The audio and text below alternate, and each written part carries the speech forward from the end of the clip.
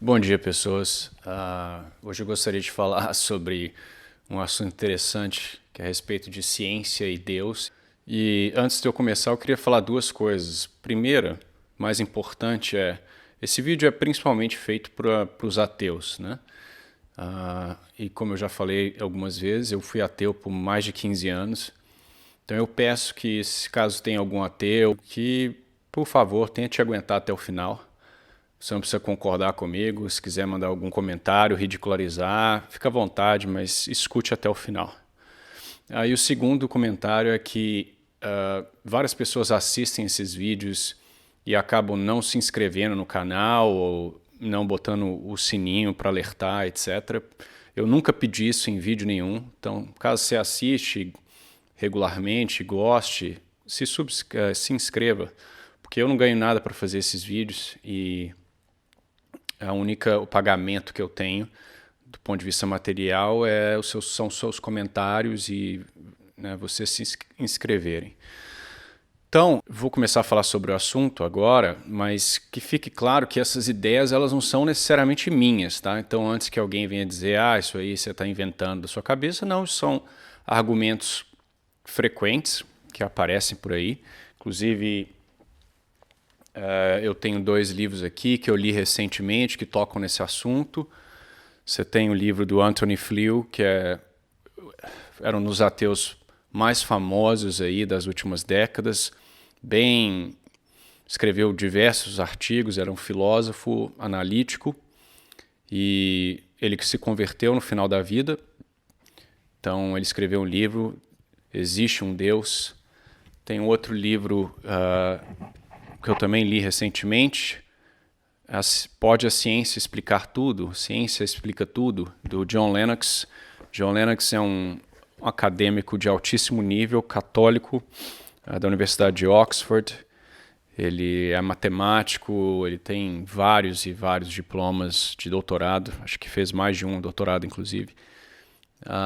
E ambos estão falando exatamente sobre esse assunto, né? Como quem faz ciência sem viés e deixando a evidência te guiar, ela leva necessariamente a Deus. Então, o primeiro tópico que eu queria tocar, eu vou tocar provavelmente em 3. O primeiro é a questão da tal da lei da natureza, né? Tem 2 formas de pensar sobre lei da natureza, né? Por exemplo, sei lá, você tem um planeta que tem uma órbita, né? E, nossa, eu desenho muito bem, viu?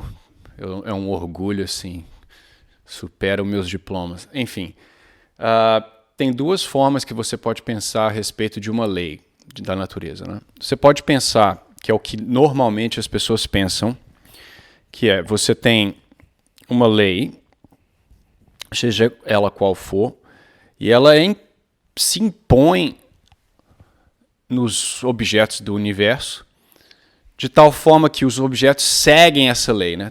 A outra forma de se pensar sobre leis, que eu acho que é a correta, é que a lei ela é meramente algo descritivo. Ela meramente é uma abstração que nós fazemos para quantificar esses padrões que nós vemos no universo, não é? Mas a lei em si não explica, por exemplo, o que é a gravidade, não é? Dizer o que é a gravidade e você descrever a lei matemática, você não está. Você está descrevendo o que acontece quando um objeto age de certa forma. Mas você não explica o que é essa lei, tá? Então fica aí o comentário, porque as pessoas geralmente pensam como lei como essa coisa imposta. Mas se a lei é algo que os objetos têm que seguir, então essa lei ela tem uma existência à parte. E aí você cai num problema. Quem criou essa lei? Porque essa lei ela tem que existir de alguma forma se você pensa que ela é algo acima dos objetos. Quem criou? Por que o universo tem essa lei da gravidade e não outra? Então, o Anthony Flew começou a pensar sobre esses assuntos, por exemplo, e percebeu que era meio complicado de explicar isso aí enquanto ateu, porque até onde a ciência nos diz, nós só temos um universo. que surgiu de um Big Bang há 13 bilhões de anos atrás. Essa é a posição padrão da ciência. Então, você só tinha uma chance para conseguir gerar essas leis da forma com que elas existem hoje. Lembrando que se você altera qualquer lei, se você altera a propriedade da água, se você altera as constantes que existem no universo por uma mínima fração, você colapsa o universo inteiro. Então, do ponto de vista de aleatório, que é o que muitos ateus diriam, né? Foi sorte que o universo surgiu com essas leis, que permite a vida e que permite o universo de se manter em existência, não cola, né? Porque você tem um problema que probabilisticamente isso é impossível, né? E aí o que alguns físicos acabam propondo para escapar desse problema probabilístico? Eles propõem um multiverso, né? Aí você tem, sei lá, algum algoritmo aí que fica gerando vários universos e daí o argumento é que agora, com quase uma infinitude de universos, um deles seria o nosso, né? Que teria leis que permitem a vida e permitem um universo com padrões, etc. Pode ter um universo dentre esses milhões que é bagunçado, que não tem lei nenhuma, ou que as leis são diferentes, etc. Bom, o problema é que mesmo os caras que tentam mostrar isso de forma de equação, eles percebem que para gerar esses universos, eles precisariam de leis de geração de universo. E aí ele só mudou o problema de lugar, porque agora ele tem que explicar o porquê que tem uma lei que gera tais universos dessa forma e não de outra. Além do que, multiverso não é uma coisa nova, tá? Isso aí já existe desde os gregos. Não é uma teoria científica, é uma teoria metafísica disfarçada de ciência, porque não dá para provar empiricamente, nem com evidência indireta de que existe multiverso. Então isso aí é um desespero de quem quer facilitar a probabilidade das leis serem como elas são e propõe isso daí, mas mesmo do ponto de vista de equação, isso aqui não resolve o problema. Agora, ainda que você pense que é possível gerar leis na sorte com uma única tentativa, você ainda tem um sério problema que é o porquê que você tem um universo ao invés de ter nada. E agora, como faz? Por que você tem um universo? Porque os gregos ainda, ou ao menos antes da descoberta do Big Bang, ainda tinham a desculpa de que talvez o universo fosse algo eterno, o que também não resolve um problema, porque o fato da coisa ser eterna não quer dizer que ela necessariamente tem que existir, né? Mas enfim, fica mais fácil de argumentar que o universo não precisa de um criador. Mas quando a ciência, isso não sou eu, como eu disse, é a posição mais favorável dentro da ciência hoje, que o universo tenha tido um começo, aí você tem um problema, né? Porque o que trouxe esse universo à existência? Bom, os ateus não fazem a menor ideia. Por exemplo, Stephen Hawking falou que, dado que existe a lei da gravidade, é necessário e é previsível que o universo surgiria a partir do nada. Isso, meus amigos, isso é uma completa imbecilidade. Primeiro porque se existe uma lei, tal qual a gente havia pensado, uma lei que existe a parte de tudo, então ela tem existência, mas ainda assim você tem que explicar a lei, porque a lei ela não é nada. Então por que fez a lei aparecer? Agora, quando você lembra que na verdade lei é uma abstração de uma mente, que simplesmente está medindo os padrões das coisas tais quais elas são, aí a coisa faz menos sentido ainda, né? Porque para haver um padrão, precisa do universo para ter algum padrão, e aí você entra numa contradição enorme. Então o Stephen Hawking falou asneira, coitado, né? Ateu, perdido. Aí você tem, por exemplo, o Lawrence Krauss, que é outro físico moderno, ele fala que não, na verdade, o universo surgiu do nada. Surgiu do nada, mas não era um nada que você está pensando aí, é um nada que era alguma coisa, era um nada quântico, que os universos ficam, sei lá, você tem os fields quânticos e os universos brotam dessas ondas quânticas aí. Pronto. O problema é que onda quântica não é nada, né, meu amigo? Né? Você teria que novamente explicar de onde vem essa onda quântica. E segundo, que isso aqui é uma viagem sem nenhum tipo de suporte. Então você vê que, por mais que essas pessoas sejam inteligentíssimas, publiquem artigos, trabalhem para a NASA, o que é que seja, você vê que eles têm um retardo mental em relação à filosofia. Porque o sujeito sequer compreende o que é nada. Se você tem nada de dinheiro na sua carteira, você não tem dinheiro, meu amigo. Você não tem uma onda quântica na sua carteira que produz dinheiro, não. Nada é nada. Como dizia Aristóteles, nada é aquilo que as pedras sonham. Não tem como você nem pensar em nada. Porque aí você está pensando em alguma coisa. Então nada é a não existência.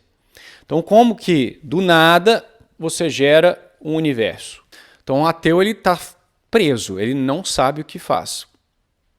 Então ele fica num negacionismo, fala que não precisa de explicar nada, que é um fato bruto, que o universo surgiu do nada.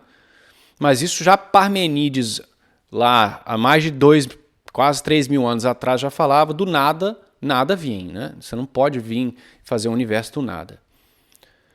Agora, o que isso é mais plausível? Essa ideia de que o universo peidou e apareceu, ou que um Deus criador gerou o universo. Mas por que Deus não precisa de uma causa para ele existir? Bom, porque Deus necessariamente tem que existir. Mas se você disser que o universo não precisa de causa, você está efetivamente dando ao universo os atributos de Deus, entendeu? E aí você teria que provar filosoficamente que o universo é algo necessário, que ele precisa necessariamente existir. Só que o universo, sendo algo feito de coisas materiais que precisam ser causadas por outras, ele não pode ser nunca necessário. Mas isso nós vamos fazer um outro vídeo sobre isso. Então muitas pessoas percebem o problema, que a existência do universo sem ou com lei, ela é um problema enorme. Porque da onde que vem essa tal a energia? Da onde que vem a matéria? A matéria não pode criar a si mesma. E o terceiro e último ponto é a questão da origem da vida. Porque, primeiro, que os estudos científicos mostram que a vida é uma coisa extremamente complexa, porque só a parede celular tem mais de 40.000 proteínas. E as permutações para você colocar essas proteínas na forma correta para gerar uma parede celular que se mantém estável é praticamente impossível. Então, todos os estudos de origem da vida, eles não conseguem chegar a conclusão nenhuma. Óbvio que, enquanto ateus, eles descrevem algumas especulações lá e falam que o RNA peidou e apareceu lá no meio da sopa primordial, mas a verdade é que os cientistas não fazem a menor ideia. Isso não é um argumento de Deus das lacunas, tá? É só mostrar que a ciência, em termos de probabilidade, ela sabe que a vida é uma coisa completamente surreal, que não deveria existir. Alguns vão, inclusive, jogar a vida para outro planeta, falar que ela veio de outro planeta para dar mais tempo para a vida ter evoluído, porque eles sabem que, probabilisticamente, o tempo de 4 bilhões de anos ou 3 bilhões de anos da Terra não é suficiente. Mas para jogar essa vida, a origem da vida, para outro planeta, você está só mudando o problema de lugar. Você ainda tem que explicar como ela surgiu lá, e não é um problema de tempo, é um problema puramente ontológico, de realidade. Por quê? Porque, e mesmo que você ignore a questão probabilística, a vida, ela trabalha para si mesma. Se você assistir o vídeo do embrião, eu falo um pouquinho sobre o que é a vida. A vida, ela tem um processo de autoperfeição. A vida, né, os seres vivos, eles se reproduzem, eles têm metabolismo. As causas, né, da perfeição deles estão contidas dentro deles. Então, eles têm propósito. Eles têm um fim. Né? Tanto que você fala, a enzima, ela serve para tal coisa. Toda vez que você fala de função, você está falando de fim. É uma teleologia. A vida ela é teleológica. Agora, qual que é o problema disso? O problema é que os processos pelos quais o ateu vai tentar explicar a origem da vida, eles são processos cegos. Uma causa ela não pode dar aquilo que ela não tem. Não é? Se eu vou explodir com uma bomba um prédio, a energia que vai sair da explosão ela não pode ser maior do que a energia contida na causa, que é o explosivo. Alguma coisa se perde lá, inclusive. Então, uma causa cega ou um conjunto de causas cegas não podem produzir um ser que tem propósito. Então, para a vida surgir, a causa ela tinha que ter propósito. Inclusive o próprio DNA, não é? Ele implica uma inteligência também. Então, o DNA ele tem 4 nucleotídeos e uma sequência, né? Então, você tem